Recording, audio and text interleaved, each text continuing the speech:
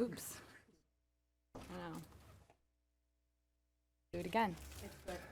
Okay. Good evening, everyone. We're going to call the Budget Committee meeting to order. Take it away.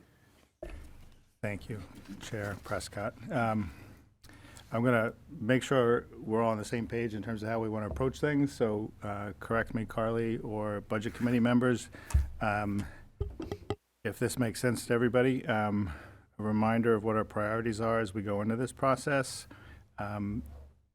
Katie's going to run through how the proposed budget kind of changes minute to minute based on projections and everything else, but we made a couple corrections. There were 2 mistakes in the last version that we've corrected, and then every day we get adjustments based on special education and others, so it's pretty close to where we left off. I'm going to let Katie run through that. I will probably not go in detail, remind us of the things that got added to the proposed budget, but as we look at potentially how we get from the proposed budget to the tax cap budget, I could maybe walk through this in general terms for starters, and then let the Budget Committee and others, I know there were questions asked before the meeting, questions that are asked now, kind of tackle any lines we want to focus on. If we do all of them, that might be pretty tough, but the ones that are of most interest, things that are in the proposed cuts, things that are at the bottom for consideration, why they're there, how they're there. If there's anything at this point that's been left off of this page that the board or the Budget Committee would like on this page, we erred towards inclusive so that we have it in front of us. And I got a couple of reminders at the bottom. And then our hope would be a sense for where the Budget Committee stands with input and the board direction so that we can put forth a revised version of this for Thursday. Remember, the Thursday school board meeting starts with a budget presentation and hearing, which will be the proposed budget, the tax cap compliant budget, and considerations for reductions between the two. And then that'll be a major agenda item along with strategic plan. And I think we need to revisit open enrollment. Will be the 3. They kind of all tie together in significant ways in the regular school board meeting. And a reminder to everybody that's here and anybody that's watching that Monday of next week is a Budget Committee meeting, and the Budget Committee has also posted that as public input session. Welcome at that committee meeting. And then another week out, the February 16th meeting, and that's our goal for the school board to adopt a budget that we send to the City Council for their consideration, which will happen in March and April. But does that sound like a good plan? You want to start then, Katie? Yep. So I'm going to start with the bigger packet that I handed out to you, just to go over the changes that we've made to the proposed budget from when we presented last week to now. So last week we had a proposed budget of $36,916,008. So since then, we did need to make an adjustment to our special ed out-of-district placements to add $50,551 for a student who requires para services. So we had to add that. We did reduce in a number of areas as well. We reduced the additional paraprofessionals that were included in the proposed budget by 3. So that saved $144,781. The next 2 were adjustments. We made adjustments to the culture and climate accounts to even them out among buildings, and we had adjusted each building, but the middle school never got adjusted, so we made that adjustment. So that was a $5,800 savings. And then the high school budget lines, there was an error with one of the lines. It was put in at 10,000. It should have been 1,000, so there was a decrease there. And then we had hired some new paraprofessionals. So some of the paraprofessionals in the budget are open positions. So we had hired a couple of new people in district. So I adjusted them based on actuals. So that saved $4,048. So in total, we adjusted the proposed budget by $113,203, reducing it down. So currently, proposed budget version 2, we are at $36,802,805. And then the rest of the packet is just the report of all the budget lines for your binder.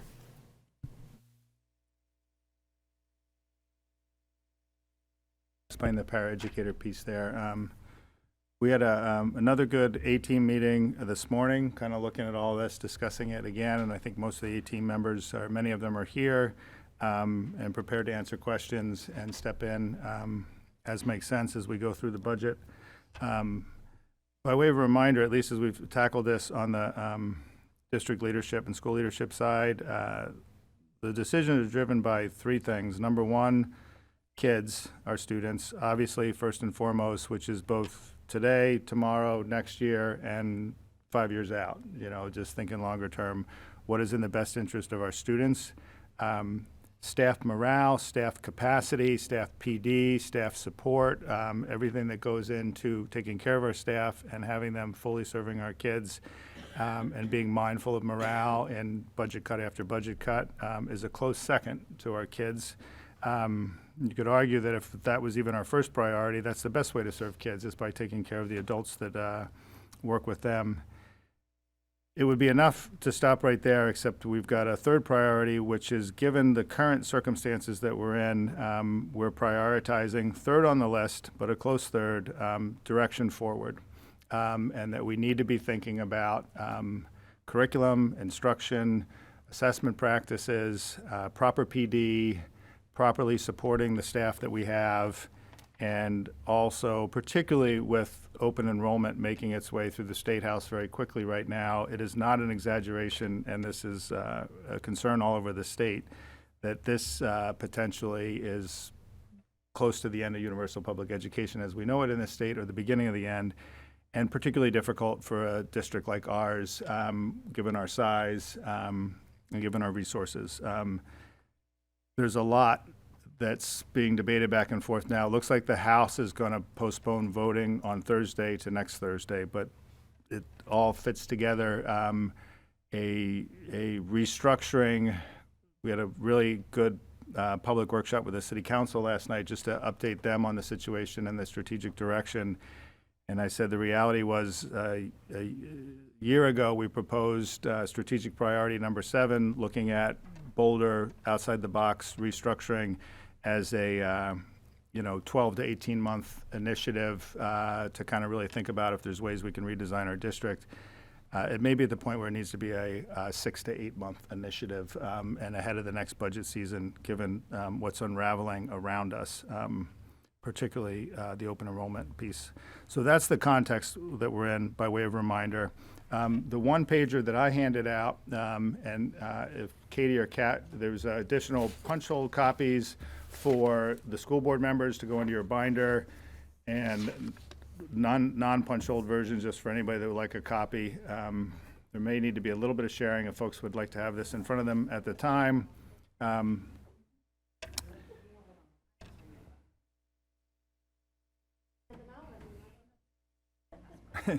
Thanks, Katie. Thanks, folks.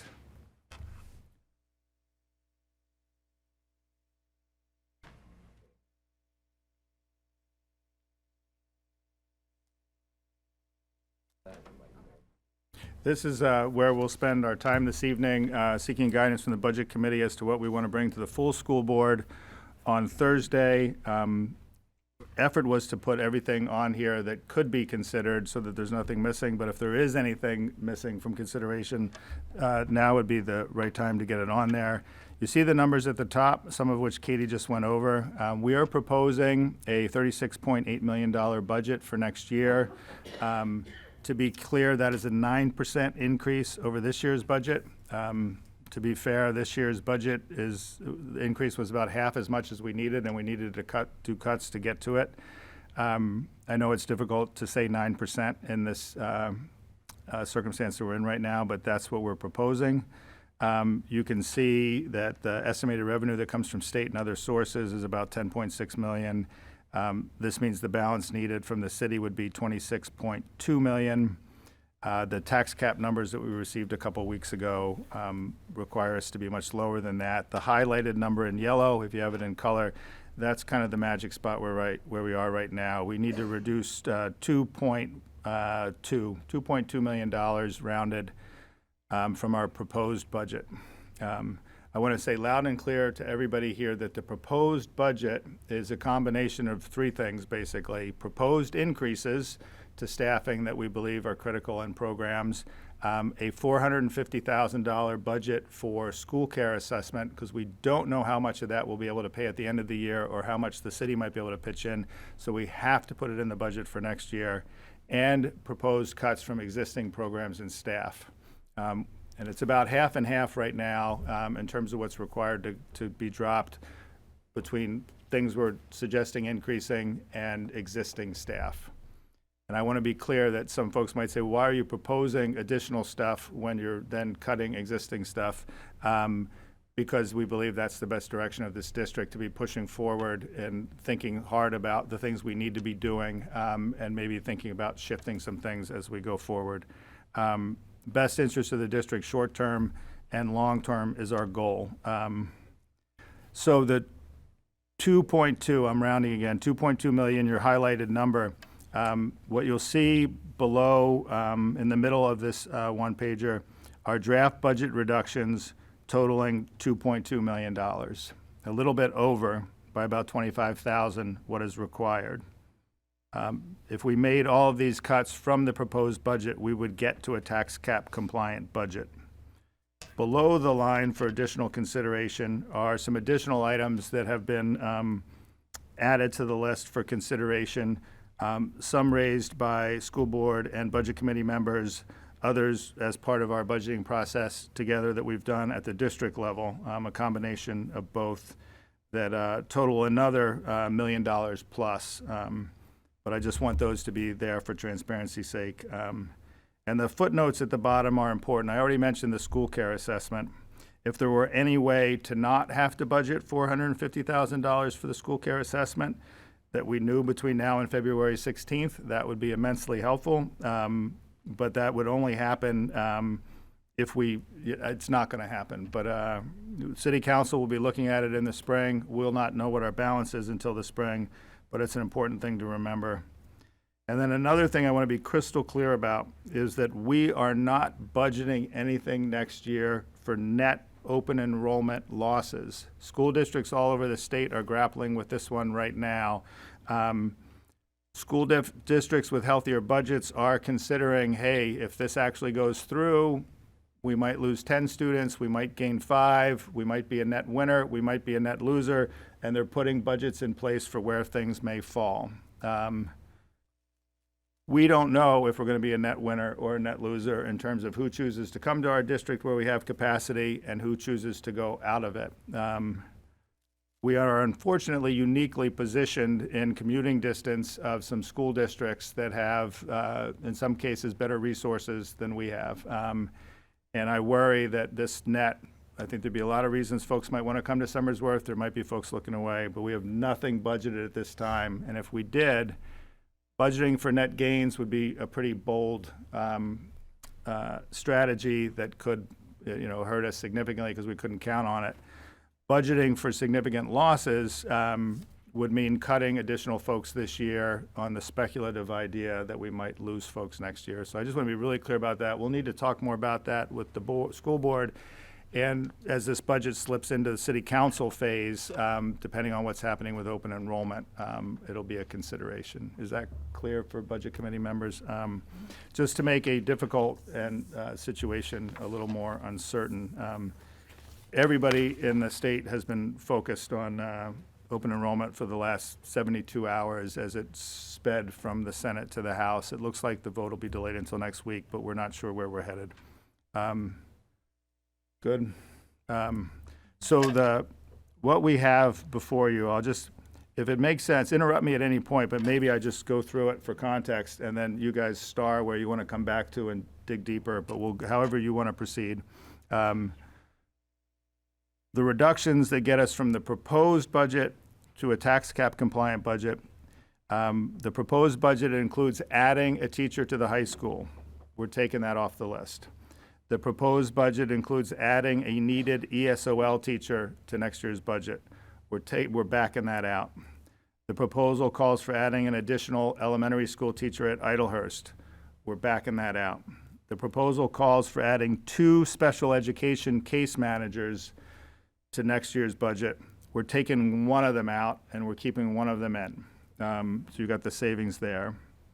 And in case, and Katie can say more about these numbers, but some of the odd numbers you see in here are based on what somebody that's currently in a position. Some of them are estimates where we don't currently have somebody in the position, and all of this changes between now and next year. That's always built into the process. In terms of just actual numbers, somebody comes on, takes benefits, doesn't take benefits. Can we pause for a Yep. second? Maggie has a question. Yep. Just to make sure that we have what is an additional ask, right? You have additional here in the first, additional high school, additional ESOL, additional Idlehurst, additional special ed case manager. Are those are all proposed that we don't currently have. Correct. Is there anything else here that should have an additional to No, it? I think I got it everywhere it should It be. says additional to with the heading, right? It says, There's the additional second SRO. down Yep. there. Anything else additional? Would it be the additional director of student services? Could we add that as an additional?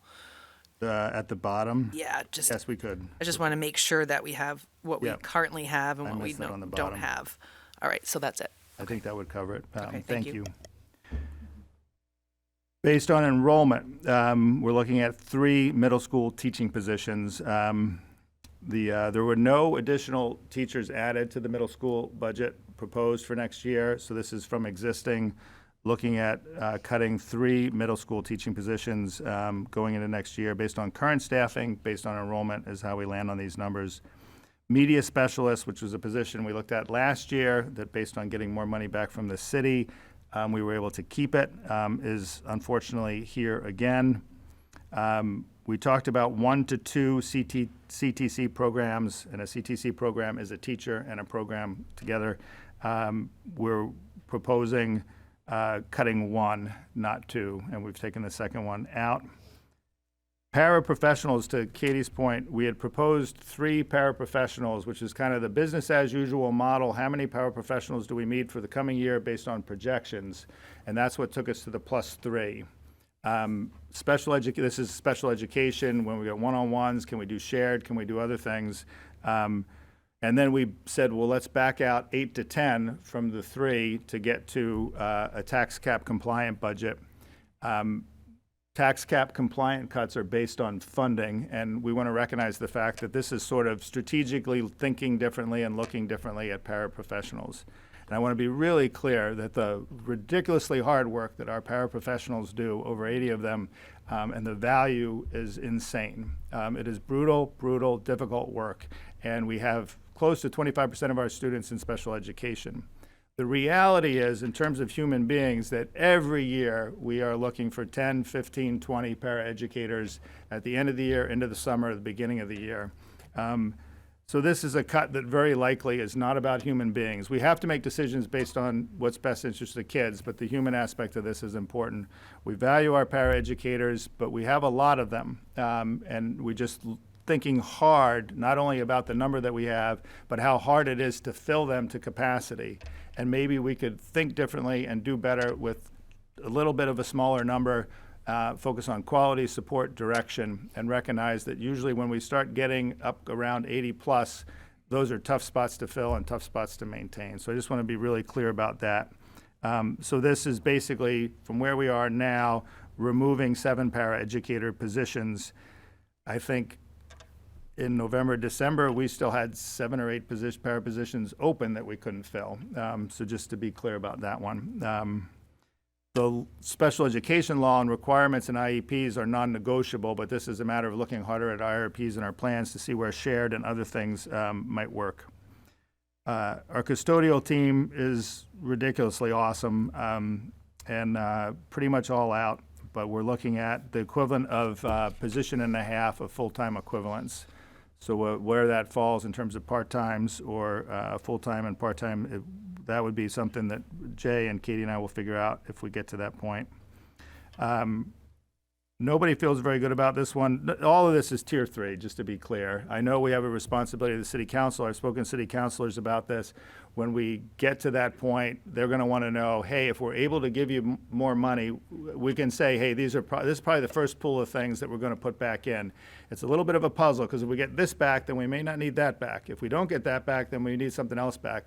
We'll be clear about that, but there is no tier 1 and tier 2 anymore. This is tier 3, right across the board, the worst of the cuts and significant. So that'll come, and Administrative assistant, we have at Somersworth Middle School, Somersworth High School, and the Career Technical Center combined 3 buildings, really 2, really 1 in some ways. We're looking at, is there a possibility to collectively somehow figure out how to reconfigure things to maybe save an administrative assistant position, 1 or so.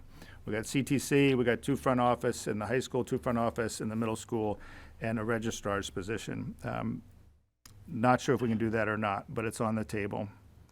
High school teaching position. So the one we added got cut, and now we're looking at worst case scenario, existing high school teaching position cut.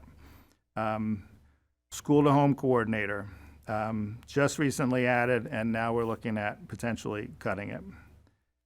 Elementary teaching position, this would probably be Maplewood, not Idlehurst, but we've listed it as an elementary teaching position. Worst case, we may need to lose an elementary teaching position. The social worker contracted position was on the list last year. We saved it with additional help from the city to get over the tax cap compliant budget. On the list again. This is one that's obviously going to merit discussion. I lumped a few things together in the proposed budget because I think that's just the best way to work this out if we're able to salvage anything. A pocket of money totaling $125,000, which is an insane amount to put into a budget new in these difficult times, but maybe insane not to do it. This is for professional development, planning work, summer work for teachers around curriculum, instruction, assessment, about having money to apply towards our restructuring, reorganizing, rethinking how we do things efforts, and put the math piece in here as well. We really need to look harder at math in this district, particularly starting out in the early ages, and that's bringing everybody together. Kat was kind of a good question from Bridget last time, but it's like, well, no, we don't have a program picked out. If we have resources, we will work with the principals, we will work with teachers, we will devote some time to this, figure out what the curriculum is we want to go with, and then go from there. The curriculums are expensive, but math is important. And we unfortunately have gone too many years without a district-wide cohesive focus on math. Great teachers doing their best, school administrators doing their best, but not anything approaching cohesive. So there's $125,000 in the proposed budget. Here, we remove half of that and get to $62,500. We can talk more about that piece. I know where the school board stands on this one right now, but at least for the time being, on this one, we put the additional or second school resource officer, which is in the proposed budget, on the potential cut list for discussion, obviously. Jay brought us several major facilities projects that absolutely positively needed to be done 3 years ago, and we're keeping 2 of them in the proposed budget. I think a couple combined, 2 or 3, and we're pulling 2 out for another year out, or who knows, maybe we get some end-of-year balance next year that allows us to address these sooner rather than later. But we have pressing facility concerns. These are things like heating the CTC, for example. The ones that got pulled out, I believe, are the intercom system at Maplewood and The high school, middle school gym refinishing or refinishing the floors, yeah, which is a little bit easier, but they're way overdue to that point in this, so that's why we considered it, and that's why we pulled them out. The SAU office, just for everybody's clarity's sake, since we are the SAU, those of us that work here, when we say the SAU, we mean the central office. Course reimbursement for SAU staff and travel reimbursement related to PD and such for SAU staff, a reduction of $15,500. That's because I'm walking, that's all me. Thank you. Thank you, Carrie. That was, Sell your Jeep. I appreciate it. We had a brutally difficult admin team this morning, but what was good about it is that we still found some good things to laugh about, because if we were, that's important right now. This is hard, and it's not with any, but it's just, we gotta keep our heads up. Utilities and fuel adjustment, these are line items that Katie found and trimmed. We have a technology contract budgeted for next year of $180,000. The good news is that's significantly down from where we've been the last 2 years. Maybe we even chop some more off of that, take another $25,000 out of it to get to $155,000. Just by way of reminder, we have a contract right now with an organization for 2 years that ends this year, so we're talking with them. We're talking with some other folks. We'll determine whether or not an RFP is necessary or not properly, but we anticipate finding some savings there. But we got to be careful that we're doing the things that we need to do. And then the last was, aside from the major projects that are necessary on the facilities side, a lot of line item increases going into next year have been cut as well. So we're trimming where possible. So you'll see that those cuts, some including proposed additional, some including current existing staff, get us to 2.2 million. The below the line stuff right now, the school board had asked us to look at assistant principal positions, which I expect will be a conversation this evening. We've listed all 4 assistant principal positions there collectively. Director of Student Services position had been discussed as, can we cut that from the proposed budget? I think the answer is we can't.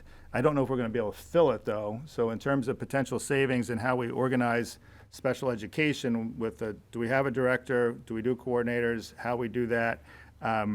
Do we contract out for some of it? Do the assistant superintendent and superintendent absorb these responsibilities? Are all possibilities at this time.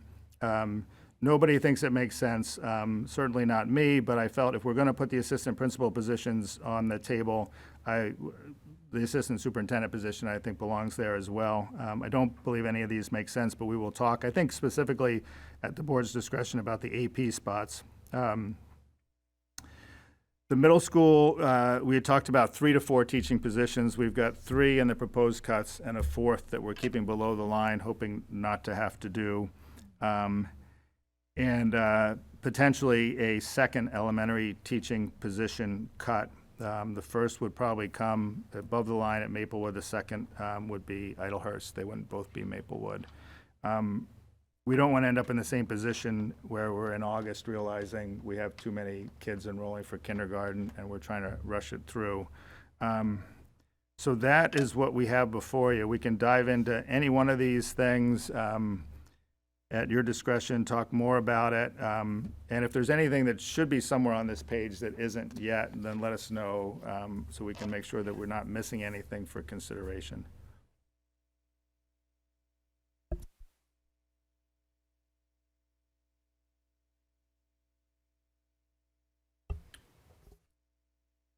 I wanted to bring to everyone's attention what the actual tax cap or the proposed budget would actually impact your property taxes. You wouldn't see over $100 a month difference in your property taxes unless your home is worth over $800,000. If your home is worth $600,000, you could see $944 annually added to your tax bill. I just think this perspective is really important when we're talking about what we would be cutting from the budget and what the actual impact is on the local taxpayer.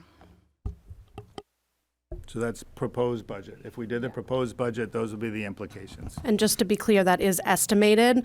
That's the school side only, not the complete city budget, just to put that out there. And also, things do change when the tax rate gets set next fall. So it is estimated. Just want to be clear.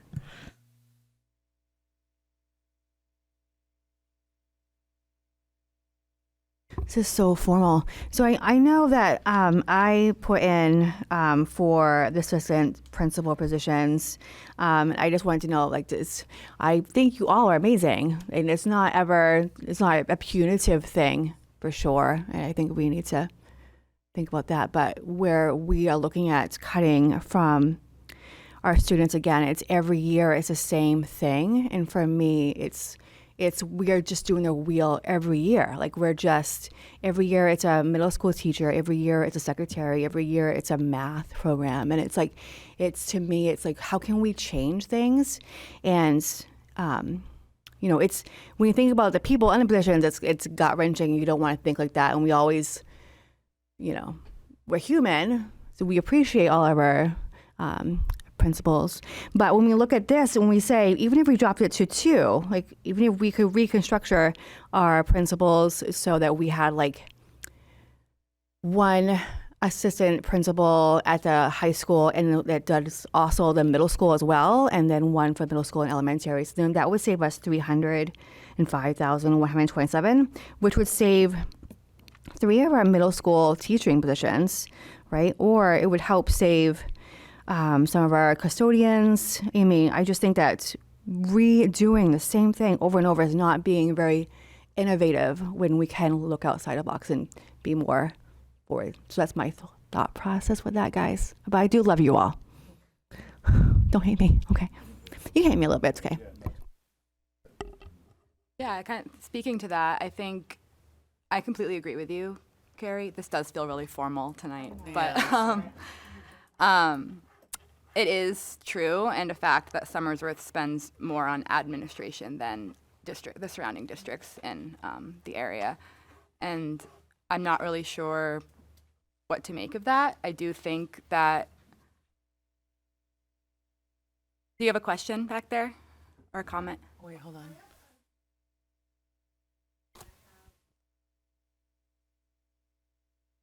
Sure. It's up to you if you come up to the microphone and say anything. You can just. You can come up to the microphone if you'd like and say something. Yeah. That was just my thought.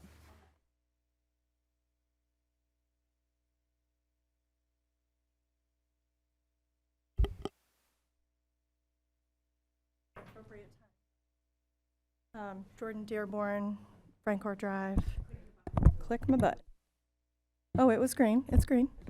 Am I just too short? Here we go. Okay. Jordan Dearborn, 2nd grade teacher at Idlehurst and Frankfort Drive. Speaking to the assistant principal or administration, sorry, wow, I'm really nervous. I would just like to say that without strong administration, the staff really can be detrimental to our staff. I remember a time when Liza was shared between 2 buildings as an assistant, and that felt very difficult. I know Devin spoke last week about the needs of having to respond to behavior calls and things like that, and I just have to second that our buildings have a lot going on from day to day, and I think that taking from anything that's currently inside of a building, including administration, will make it so hard, and staff is already kind of at our limits as far as our class sizes are continually growing, our support with paraprofessionals, taking away teachers that are needed. Every year we do struggle with this, and every year I know that people come up and ask for the city to help fund. I would just ask that keeping people is really where the heart of our schools is. And I know that I can't imagine what you all have to go through, and I appreciate all the time and effort that you spend coming up with creative ideas. But I think really focusing on keeping as much staff as we possibly can is absolutely imperative. Sorry. I think that's definitely the goal. I think if it was up to any of us, we wouldn't cut any positions from the budget. But I really appreciate your perspective, and thank you for speaking. All right, if I can,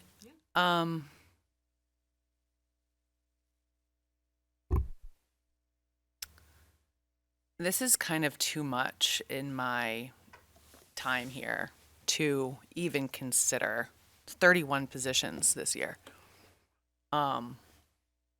We made a total of from 2017 till now of reductions, over $1 million last year, over $1 million the 1.4 the year before, 945 the fiscal year 23 to 24.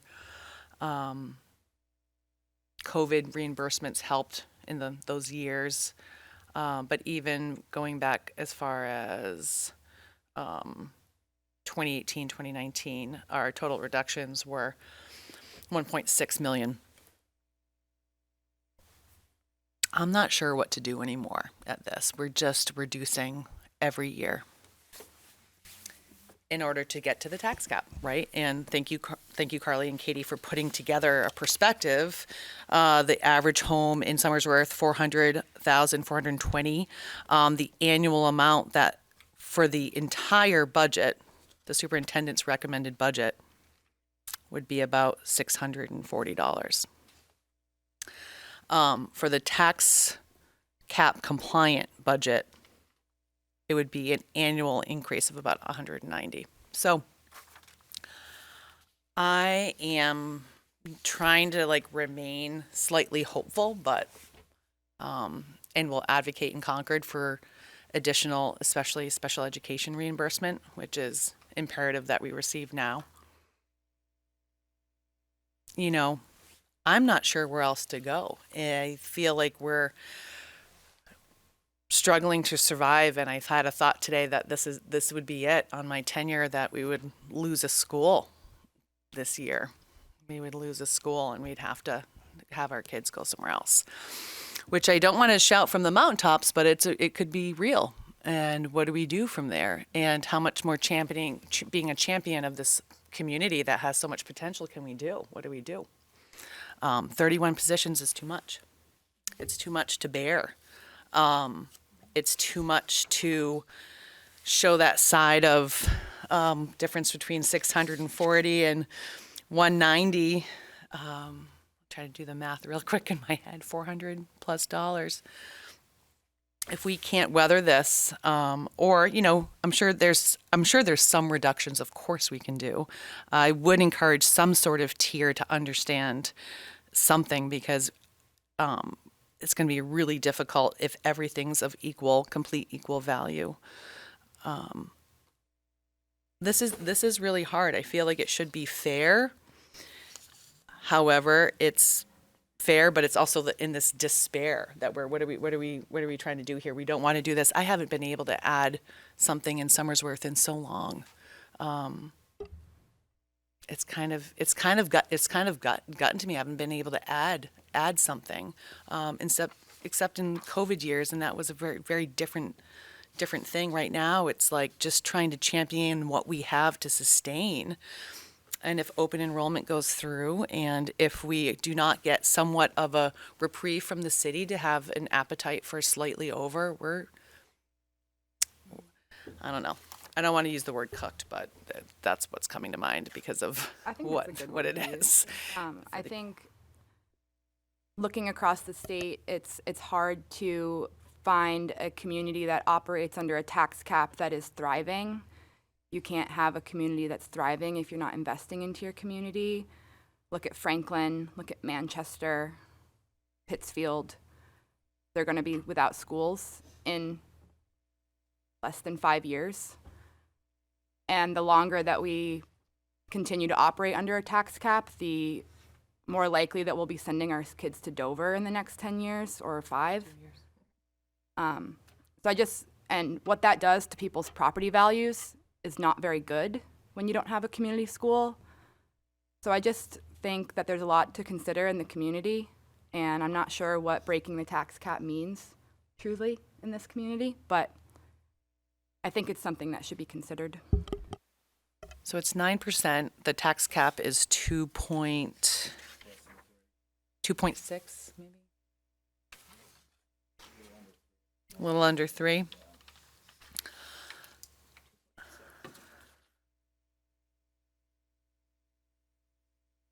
I just have a question, and I think that maybe the community too. So when we talk about the school to home coordinator, that's an RSO position, correct?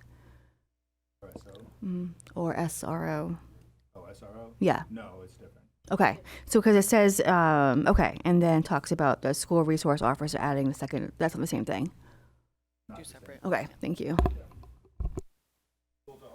Coordinator position was added last year. It's sort of a better version of a truancy officer. Really kind of not focused on the legal aspect of truancy as part of the job, but mostly about kids that are chronically absent, getting them to school. Unfortunately, we live in an environment where pushed and encouraged to come to school, a lot of families have caught on to the fact that they can essentially drop their student out and get a check by saying that they're homeschooling. So with all due respect to the folks that homeschool their kids quite seriously, this is also just a way to get the school-to-home coordinator to stop bothering you when she's doing her best and our APs are doing their best to get you to school. There's simply no accountability to it. You get a voucher, a EFA if you apply for it, and oftentimes these students come back to us a year or two later, a year or two behind grade level. So it's a catastrophe for those of you that are engaged in, speaking up with legislation. This one's a concerning one. No problem at all with folks that choose to legitimately homeschool their kids, and that I believe the state should, because we've effectively gotten rid of compulsory education, and that's folks could debate that one. But if we're letting families opt their kids out of homeschooling without any accountability for it, I don't understand how that's not just neglect. And it's a matter worth discussing, but it's also hurting us to the tune of well over 100 kids, not only not getting an education, but sort of a state endorsed, hey, it's okay to do this, and we're going to take money away from your school district while you do it. And then they can handle it if you come back in a year or two behind grade level. It's not good. I have a quick question. So, not hurting anyone's feelings. Love everybody. We ran off of one superintendent before and not had an assistant superintendent. And please don't take that personal because I love you. But we ran with just a superintendent before and not having that. So that would be a difference as well. I also wanted to know, how much do we pay to run the SAU building itself in general, in keeping that and the maintenance on that?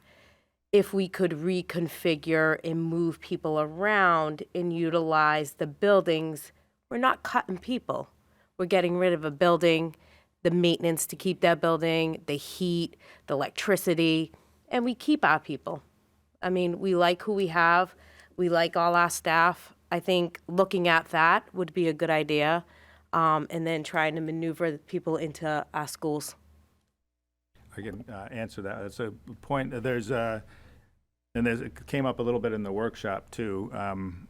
For the sake of just fair and reasonable planning and capacity, there's a kind of a line between things we're considering immediately and things that are lined up for that strategic retake. And if we knew everything was going to stay exactly like it is right now, then looking at space in the high school, for example, and it's going to cost us to reconfigure a little bit. And unfortunately, we don't own the building. So it would save us on utilities. It would cost us a little bit to reconfigure. I think we're only a few months away from looking hard at that, but I would encourage us to look at that when we've got a whole lot of other things in play too, to figure out where the SAU office should be. And we could be within a year or two of learning there won't be any more Somersworth SAU office by state law if that goes through. But no, I think that's a great idea. We've looked hard at it. We would save on utilities. We'd spend some money getting out of there, reconfiguring. I'm not talking about a hot tub and a whatever, but you can't dump all 10 or 11 of us into a classroom and think it's going to be productive. But so inexpensive reconfigurations. It's $22,367 for utilities, plant maintenance, and custodial supplies for that building. $22,000. For the city and counselors in here, it's city property, right? 51 West High Street. So with our big blow of the school care assessment and owing $450,000 more for that, I'm not sure if you've had experience selling another city property or something like that for West High, but I think it is a serious consideration if we have, a bill that's due that we have to roll over and cut 31 positions to be able to maintain, and we have a building that could potentially be an asset for the city. How do we start that kind of looking at that? Because it's a city building, for even that collaboration. How do we start to even look at that sale, I guess, of that? I guess it would be a decision for city council. So I think we look at all that storage too, but it's on the top of that building. We have all that like records that we had to figure out. It's such a, well, we do all that. Yeah, but we can't just store that in the high school. We gotta, like, it's people's records. It's all very doable, and Yeah. I think we're at the point of doing that. I would just encourage us to do it. So it's not years out, but as part of the, if we're going to spend time and energy thinking longer term about what the strategy is for bigger than that, the SAU goes right in there in terms of what's the most cost-effective way to house your SAU staff. And while we're doing that, we'll also be looking at prospective legislation that comes through that says we're all gone by 2028, 29.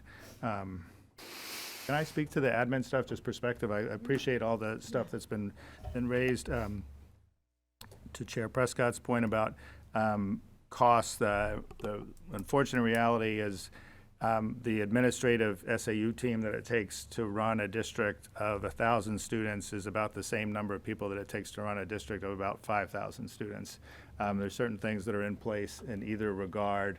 So unfortunately, as a percentage, you get an economies of scale with bigger districts that not only makes your percentage of administration costs go down, but also gives you more money to do a lot of stuff with just based on scale. We are a difficult size in that regard. I will only offer my opinion, and we've looked hard at all of this, that we are staffed pretty tight right now in terms of what we're doing. And I just want to speak that in my opinion, as your superintendent, I believe we have to keep the Director of Student Services position on there. We're required to do it. We may or may not be able to fill it. So we budget for it and we can't fill it. Those will be dollars available to other things at about the time the budget's passing or shortly thereafter. And as superintendent, I have the leeway to reallocate those funds to kind of figure out how we're going to get through on special education. We either contract out or, quite honestly, the assistant superintendent and superintendent share those responsibilities in a way that would just frankly bring a lot of other work to a grinding halt. Assistant superintendent position, the admin team in particular fought really hard for this position over the last several years just because of the critical nature of it, both the position itself and the human being that happens to be in that position right now. But I would venture to guess that if we were to lose that position, I'm making these fractions up, but probably a third of the responsibilities go back to school administration, where they may or may not be able to get done. A third probably stops, and a third probably comes to me. I'm at capacity, so that means a third of what I'm doing now simply would have to stop. And the critical issue right now is just all the time and energy into kind of getting some traction on where we ought to be headed. Curriculum, instruction, assessment, all the meat and potatoes of who we are, and a lot of things that have been neglected a bit at the district level over the past several years desperately need to be caught up on. And I completely respect, given the cuts that we're looking at, raising the assistant principal positions, completely understand it. I will just say I feel very strongly that we need to keep all four. The team did quite a bit of work, but it's discipline, it's students in crisis, it's student management, it's reaching out to families, teachers, and counselors the 6, 7, 8, 9, 10 times a day that a matter arises. I see all the DCYF, all the suicidal ideations, and all the office referrals come through my office, which is not a good thing. So the work that the assistant principals and our administrators are doing, this is student work. It's part counselor, it's part social work, it's part school-to-home coordinator, it's part being the person so that when when the principal is out, either at a conference or out sick, everybody shows up regularly, but you got somebody that can stand in.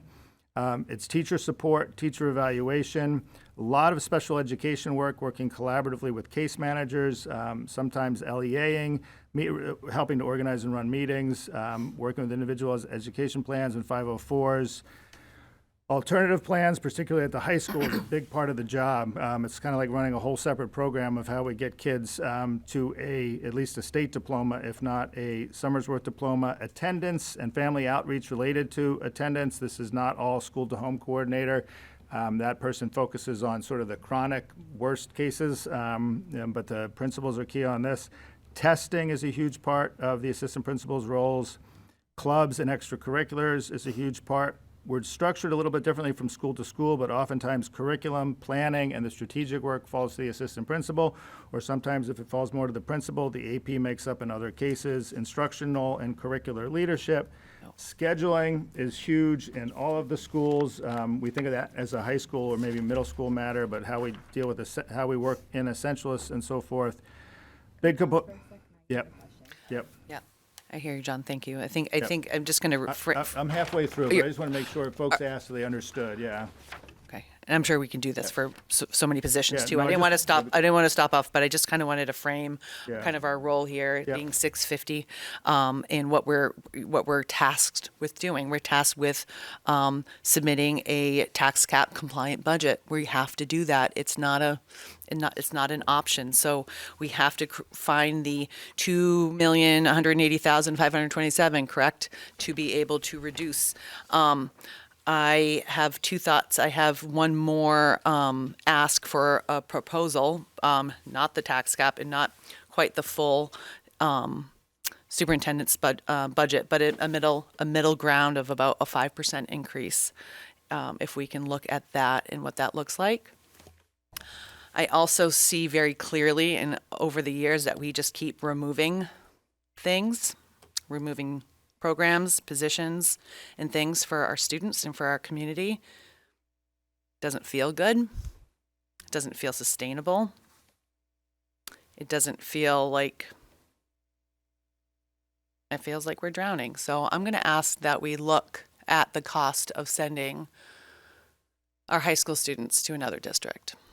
I've been asked to do this. It's not something that I want. I'm just looking at that possibility. Talk to the budget chair about it, what that looks like. Because if we are not able to offer these things and we do not have a tax cap override, our school is going to be very, very lean in its offerings. And I want to, the leanest it's ever been at this point in its years. So a 5% increase request, what that looks like, and maybe we have to kind of look at what that is. Since there's no tiers here, I'm not sure, right now, Budget Chair Prescott, I'm not sure what we can do in action at this moment. I have some asks. I can Okay. give you Well- tiers. I can Oh. tell you what we take out first, but I am Okay, not going to just- stand before our entire district and rank order these positions. So I just want to make sure It's we're, not a healthy so, thing for the district. yeah, no, we don't want you to do that. That's fair. But we tell middle school teachers every year that, this is not a punitive thing. This is because we have to fit our district. We tell secretaries, we tell paraprofessionals, we tell everyone that this is not punitive. This is to get us to a tax, to that tax. We need to get there. So, this is not to say that we don't appreciate our assistant principals, and it feels awful to pit us that way, but also our role is not a fun role ever. This is my least favorite thing to do ever, but to say, these people are so important and to list all the ways, and yes, they are, they're so important, but so isn't good teachers and good paraprofessionals and good Admin if you don't have teachers. right, and you have to have And we're going to have so we just have to make sure that we're, keeping that in our headspace too, that we have to make sure that we're doing things the correct way and not saying these assistant principals, which they are amazing, you are all amazing, but we have to think outside the box. So I'm going to propose that we do add in two of the assistant principals to the draft budget reductions that'll give us $3,127. I also would like to move the assistant superintendent, because you just said that we couldn't do the director of student services, so that one was what I had asked before. But if we move this assistant superintendent position up to proposed budget. That will give us 194,656. So it says about 488. My math is a little rough. Maybe a little more than that now because the assistant superintendent position was a little bit more than the director of services. That way we can save 2 middle school teachers. We could save a whole custodian position, administrative assistants, a high school teaching position. And we give those people, to that lady's point, but come up and I forgot your name. I'm so sorry. But to keep the people, like we need to keep the people for our students and forward facing. You all are amazing and I appreciate you all. This is awful and it's hard, but I think that we've done this so many times. We've done this thing so many times, and our students suffer. And I just, I think it's time for us to be a little bit more innovative. If that, if we can make that happen. That's my ask. And I'll just say that I've always, the social worker contracted position, I've had questions about this. It's usually on the reduction list. It's confusing to me why that is, but there must be a reason. But when you hear that in the community, it's like, why? How? Right? Why don't we have a city social worker and a school social worker with all of our challenges? I'm not sure why this is on there, and I advocated for it to be a city position last year and wanted it on. But since it keeps coming back, I don't know. I think we're kind of tasked with kind of what the priorities are for the hearing on Thursday. Just wondering why that's coming back. I guess that's just the question that I have. The social worker has been on the reduction list for so many times. I feel like it's a very useful position, but for $125,000 for that reduction, I believe this is a contracted position as well, right? Correct. Okay.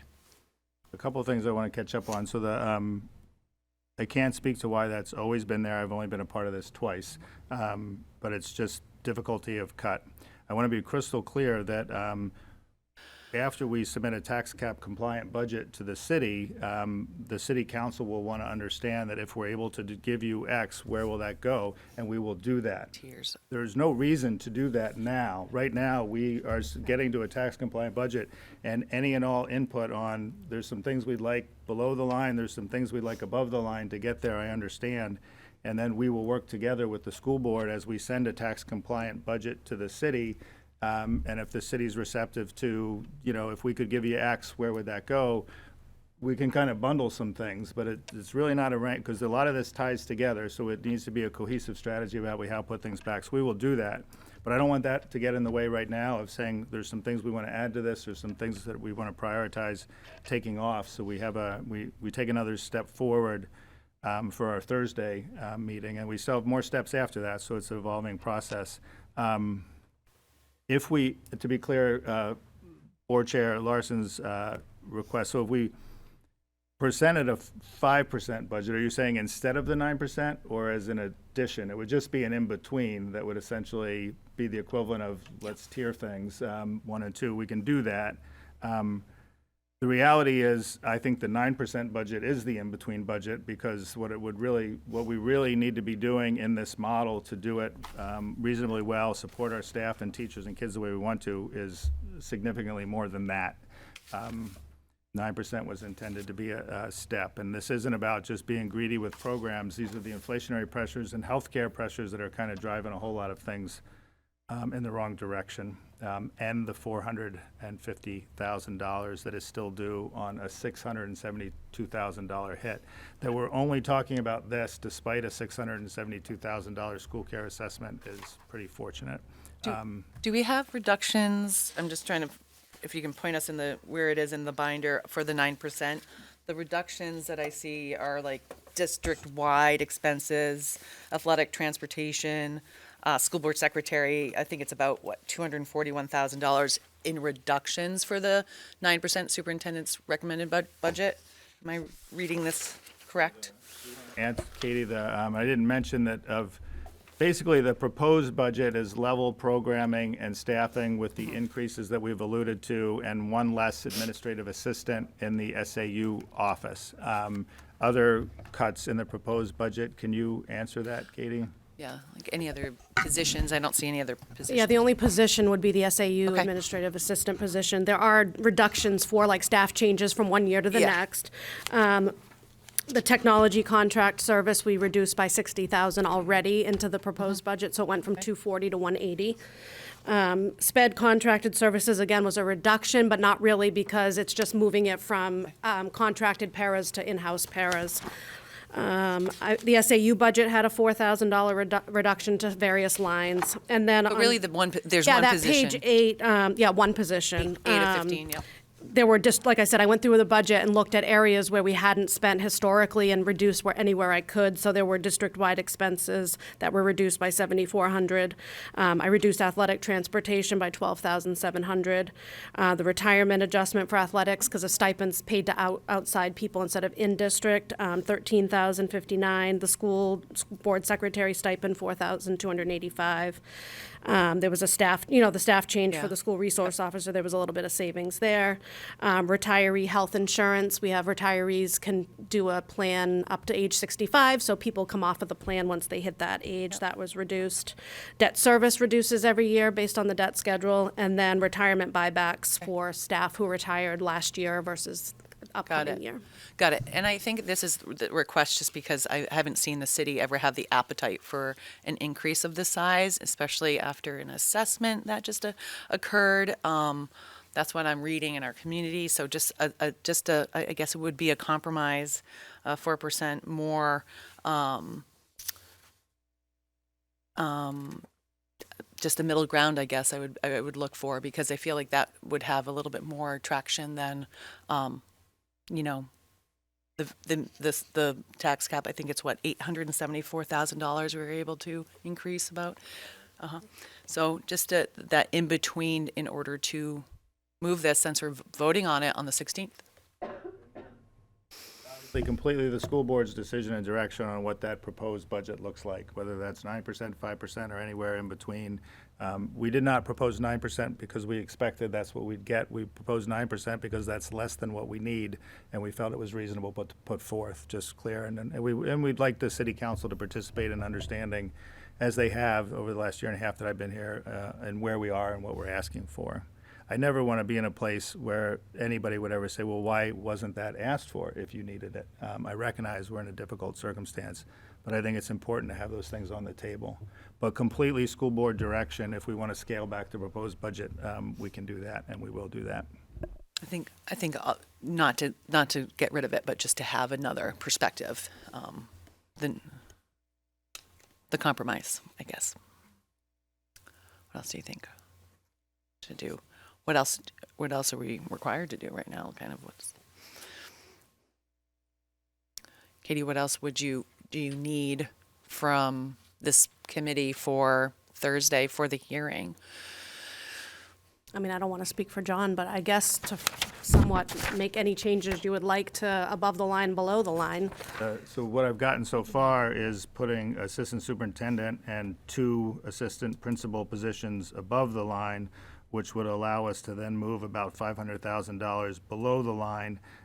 If there's a sense of just guidance of which items there the school board would like to prioritize as taking out of the $2.2 million reductions that are needed. Yeah, I I heard have I heard suggestion. 2 middle school positions and then custodian, but I didn't hear anything Yeah, after that. so 2 or 3 middle school positions, if that's needed, administrative assistants, custodian positions, I want to do at least 1. I know it's 1.5. The elementary teaching position, is that one filled? Do we know? One proposed and one Right, current. and one that's currently, it says elementary teaching That is position, that's a current Yeah, position? it's not a good way to think about it as filled or not right now, Yeah. because we don't know what turnover is going to look like, and you don't know when you eliminate a position, how certification within the collective bargaining agreement leads to bumps, but yes, that is currently a Maplewood position. I'd like to ask, just make sure we're on the same page, if the budget committee is asking us to put some things above there and then remove 500,000 below, would it be fair to say that this is guidance that we will then look at hard? We will move the things in, but come back to you with a next step budget that is our best attempt of honoring what you put in and what we think, based on your suggestions, should be pulled out, as opposed to right now we're going to tell you which things to drop below the line. Yeah, I was gonna, I think that sounds good. I just I forget your name. Ethan, did you want to say something? Yeah, you can come up and speak.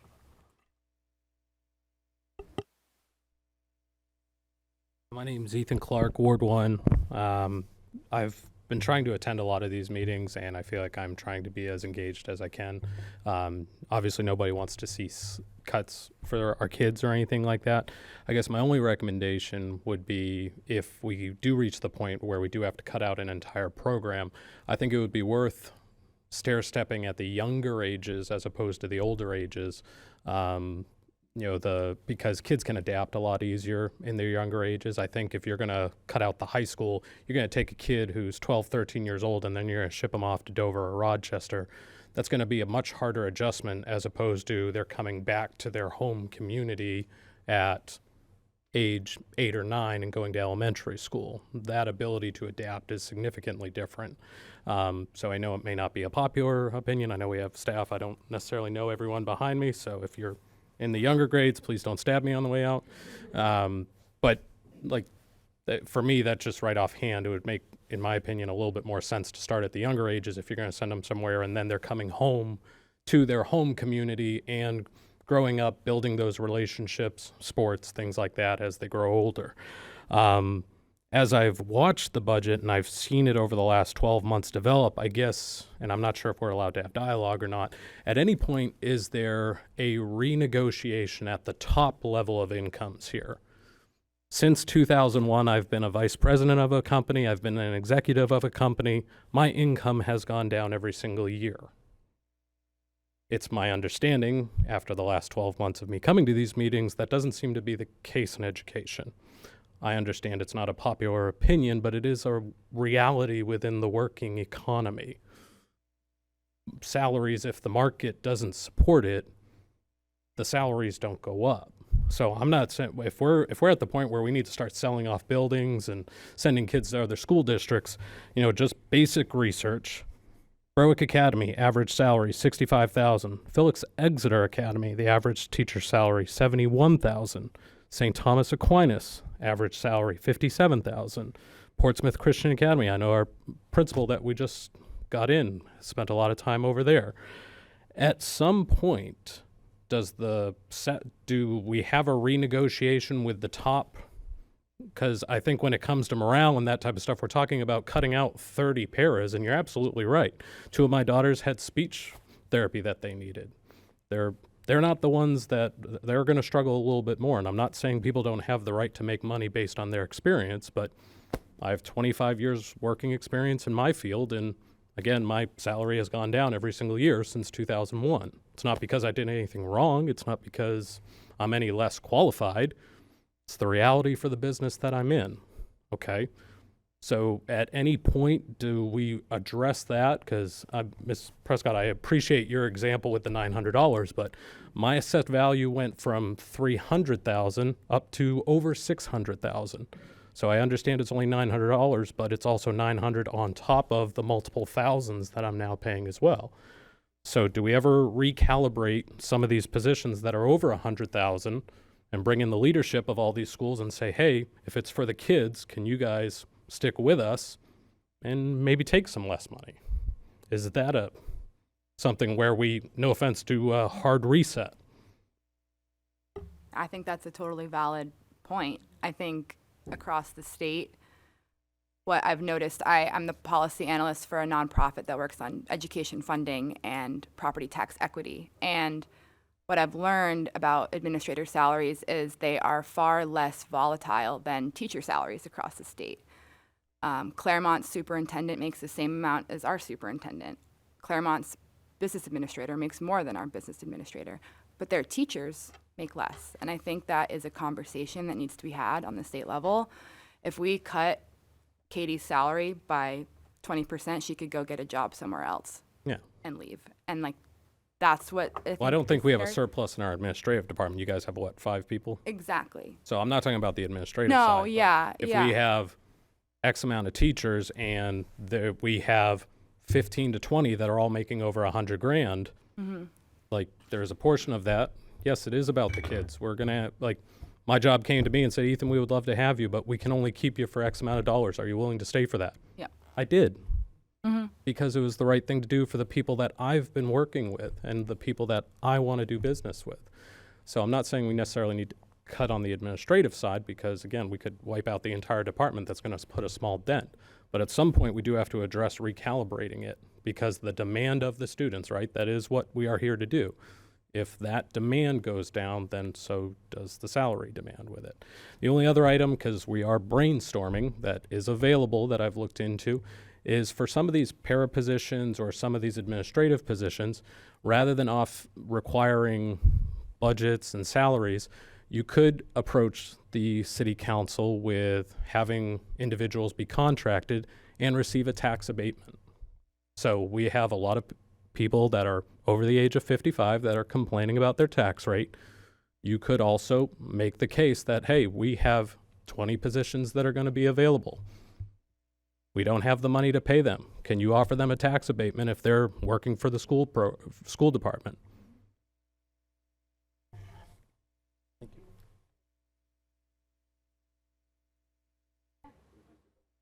A couple things to Ethan and that just been raised. For the administrators, there's no collective bargaining agreement for administration, so all of this is fair game. To the short answer to your question, my salary is determined by the school board, and then administratively, it's really my responsibility to negotiate and set those with school administrators. So just to answer the question clearly, the pressure we're often faced with, just to be direct about it, is the school administrators have put in our 3.5%.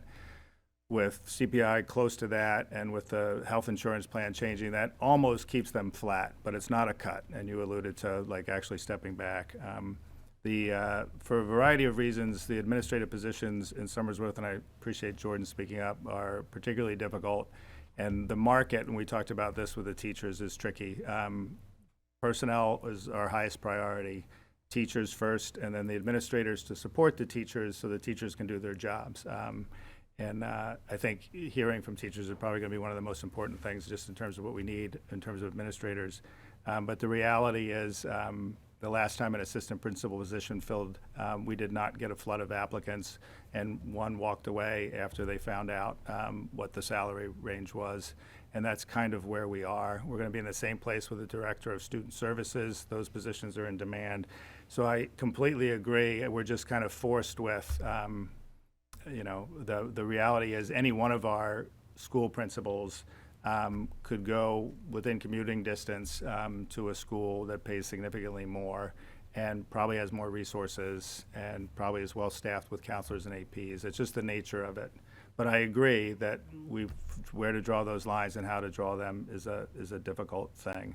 I just want to make that clear. A lot of numbers have been thrown. I want to remind everybody that in terms of existing teaching positions, we're talking about 7 or 8 being cut going into next year. A lot of numbers have been talked about. And in terms of paraeducator positions, we're talking about 7, which would most likely not actually be human beings, but para positions that are open that we restructure at the end of the year. So those numbers stink because last year we ended up at 4 or 5 and we're above that. But I just want to be clear, it's not 30 paraeducators or 31 total cuts. We're somewhere under 10 in terms John, of educators. real that quick, but then we had to add 1 in August because we were over with the amount of kids in a classroom. So we got to remember that, and we had to go back. So we don't want to have to do that again. I agree. I just wanted to be clear about the numbers for folks that might be watching and suddenly, and just keep in mind too, I don't think any of this is easy. We have about 145 educators, teachers, counselors, nurses. We have over 80 para-educators. So what's that, 225-ish? So when we look at the cuts falling in that area, I would only suggest that we're already down a director of student services. We don't have an IT director, and I think we're about the best we can do in terms of staffing right now. And last year, we were able to get rid of a significant position, but I don't think we can do better. And that's not because there's this little club of us that we're trying to protect our jobs. It's trying to figure out the best interest of the district. And the support that teachers get in 1,000 different ways from a good administrative team. That's why we're here. They're above us. Kids are at the top of the org chart. The teachers and the paraeducators are there to support them, and we're at the bottom of the org chart, but we're doing everything to allow them to do their jobs. So as we play, and this is not a weave them argument. I just want us collectively make sure we have everything on the table, so we make the best decisions for the district. I said when I took this job, our most sacred responsibility is the kids that are showing up tomorrow morning. We are trying to balance that with moving forward, because we need to. Math scores, reading scores, writing scores, chronic absenteeism. There's a range of things, like a lot of schools, we need to do better on. My concern is we need administrators to get those things done, and we need a PD budget that allows teachers to do work over the summer and get paid for it as well. It's difficult, but I just want to make sure we're all on the same page. But those are the things we're struggling with.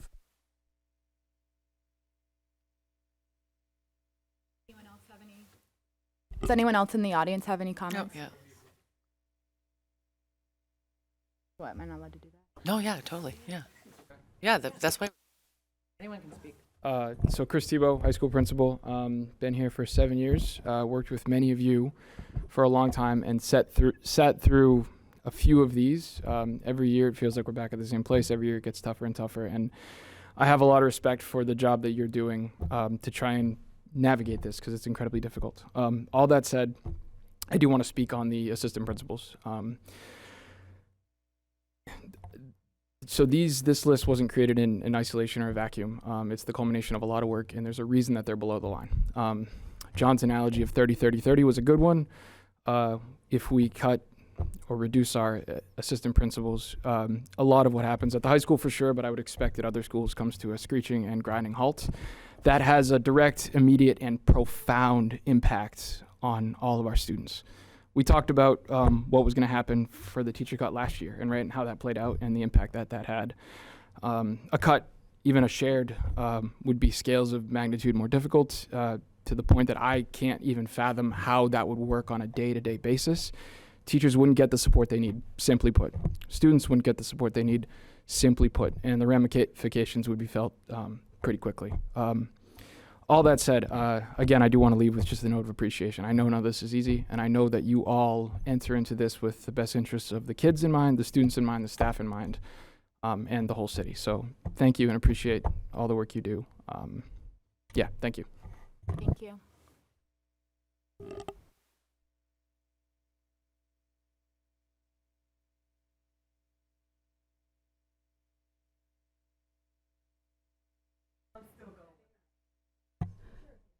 So I'm Louise White. I am an assistant principal, and I'm not going to speak on that. But I'm also a resident. I live in Nash Parkway, Ward 5. And my question is, does the city know we're doing this? Because you guys all worked really hard to get elected, and you've reached out to your wards to get elected. Have you knocked on the doors to tell them that we're here again? So I guess that's my question. Are you guys door knocking to let your people who you worked really hard to ask to elect you? Have you gone back and said, here we are, we're talking about, can we put kids in our high school next year? We're talking about the fact that we're maybe cutting critical positions to the point where we don't know if we're gonna have a school district. Because yeah, there are people tuned in right now, but who? And so I was a teacher for 21 years. I would give you guys some homework. Go make some phone calls. Go knock on some doors. And maybe you have. But I don't know how many people have, because we have a lot of seats that people normally fill. So this is a committee meeting. This is not the full board. Right, but I would ask the board, right, we're in a critical situation here. And I don't have kids, but I want the kids of this town to be the smartest, because this is a really special place. It really is.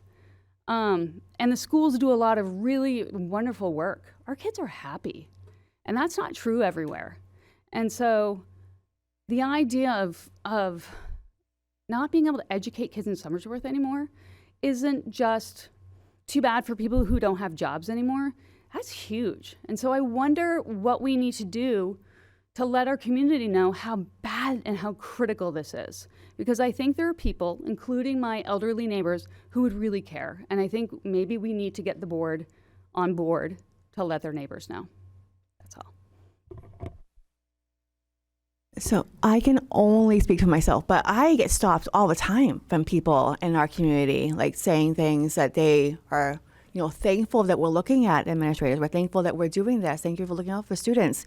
Like, I do go out and speak to, my ward and these people because it matters. It matters to me what they think. And then I come here and I say the uncomfortable thing.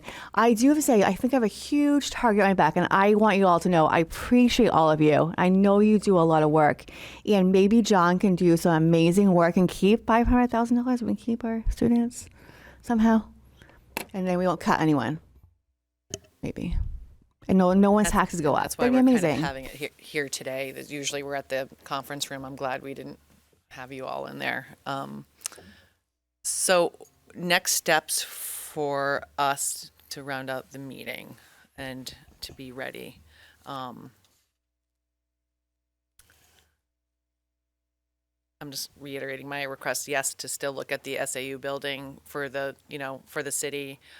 Is that okay, Counselor Austin? Like, should I email?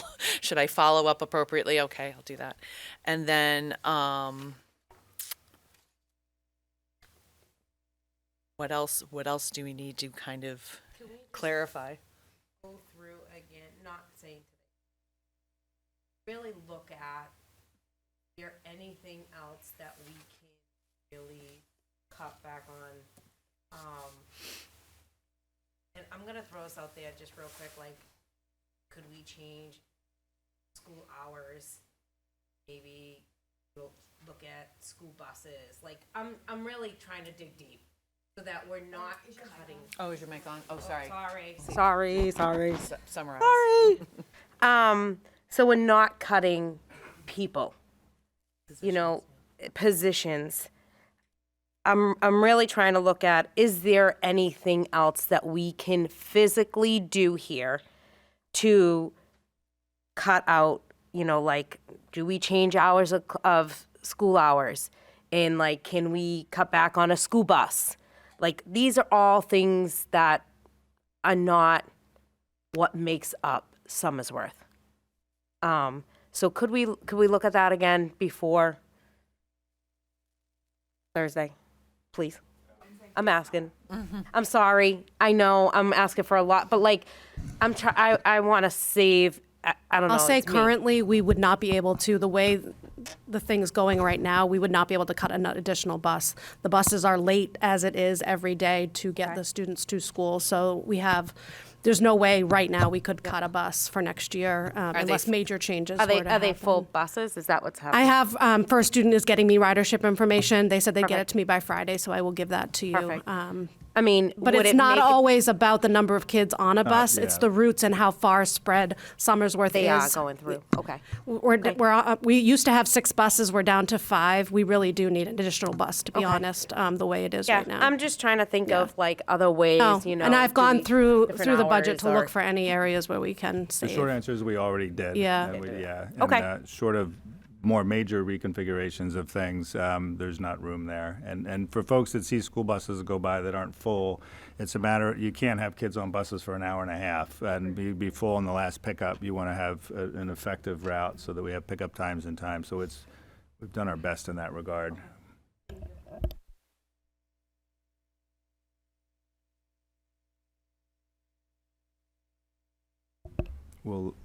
We will either later tonight or very early tomorrow get the school board agenda out for Thursday. The school board meeting starts at 6:30, remember. Budget discussion will be an important part of that. The strategic plan will be an important part of that when we have to talk about next steps on open enrollment. So those will be 3 big things that all actually fit together. And we will get a proposed next draft version of the budget. It would be difficult to go from the 9% to the 5% budget between now and 8 a.m. tomorrow morning.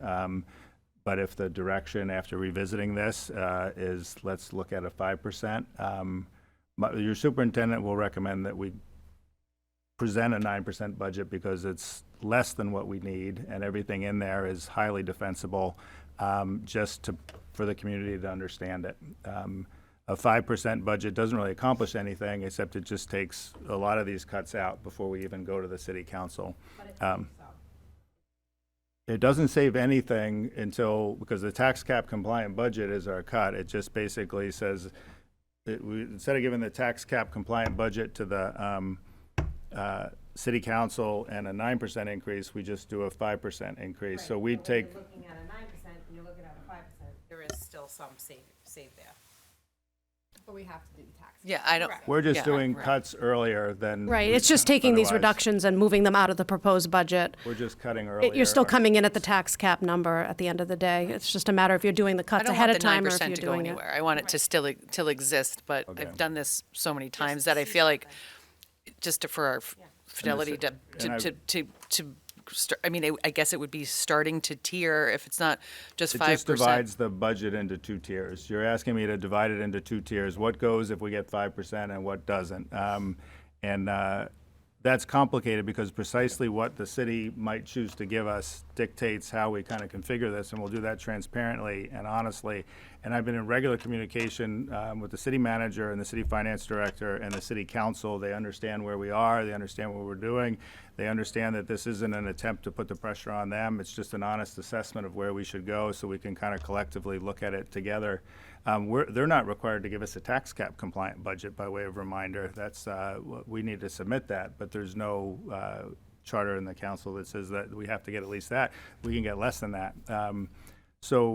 I'll take school board direction on that, absolutely, but we just can't go from 9% to 5% in the next few hours or by 8 a.m. tomorrow morning. That would be rushed. No. So we can, Okay. but Let if me- the school board says Thursday, give us something less than 9%, either as a different budget or as a third budget, we'll Okay. do it. We'll So do it. let's just what the requests are clear from what to be moved. I haven't done the full amount here, but this is more than the tax cap, right? So I see how much money is this total? 2.2 million plus 1.2. We're at 2.2 million 3.3 above the million. line, and we were asked to put 2 of the assistant principal positions in with the 2.2 and the assistant superintendent in with the 2.2, which would free up about $500,000. And I got some direction on middle school, the custodians. I would like the leeway from the school board for us to look hard at, if we're saving $500,000, what we would propose in the spirit of what you've advised, considering that it's just the next version of this goes forward. Okay. That's clear. Motion to end the meeting? Second. Aye. Thank you.